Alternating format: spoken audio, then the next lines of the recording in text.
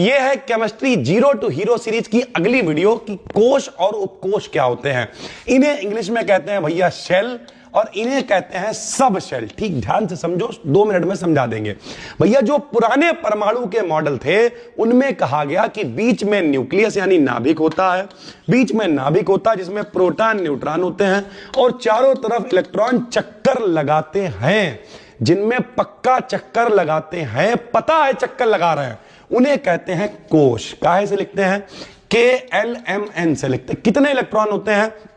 K में 2 electron, L में 8, M में 18, N में 32। बोलो KLMN 2 8 18 32। ठीक, ये भैया सारे के सारे वृत्ताकार होते हैं या दीर्घ वृत्ताकार होते हैं, यानी ऐसे होते हैं या ऐसे होते हैं। ओवरऑल इलेक्ट्रॉन चक्कर लगाते रहते हैं। ये पुराना मॉडल में कहा गया कि जिनमें इलेक्ट्रॉन चक्कर लगाते हैं उन्हें कोश कहते हैं। KLMN से लिखते हैं, इलेक्ट्रॉन होते हैं 2 8 18 32। ठीक, नए वाला जो मॉडल आया श्रोडिंगर वाला, उन्होंने कहा कुछ ऐसे 3D क्षेत्र, त्रिविम क्षेत्र पाए जाते हैं। 3D समझते हो क्या होता है?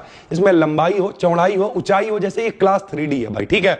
हमारी नाक 3D है, घूंसा मार के पिचका दो 2D हो जाएगी। यानी सरल भाषा में जो नया मॉडल आया, उन्होंने कहा कुछ ऐसे क्षेत्र भी होते हैं जहां पर इलेक्ट्रॉनों के पाए जाने की संभावना होती है।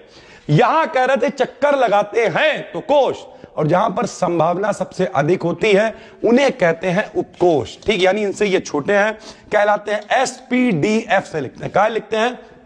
SPDF। S में कितने इलेक्ट्रॉन होते हैं? 2, P में होते हैं मेरे भाई 6, D में होते हैं 10, F में 14। बोलेंगे SPDF 2 6 10 14। S कैसा होता है? तो गोल होता है भैया। S कैसा होता है? गोल। P कैसा होता है? डंबल के आकार का होता है। D कैसा होता है? डबल डंबल होता है। और F की कोई भी निश्चित आकृति नहीं होती, कॉम्प्लिकेटेड होती है, जटिल होती है भैया। ठीक है, तो ये है कोश और उपकोश। अगर आप कंपटीशन की भी तैयारी कर रहे हो तब भी ये सीरीज आपके बहुत काम की है। पहली बार देख रहे हो भाई, फॉलो कर लो। मिलते हैं अगली वीडियो में। थैंक यू भाई, धन्यवाद।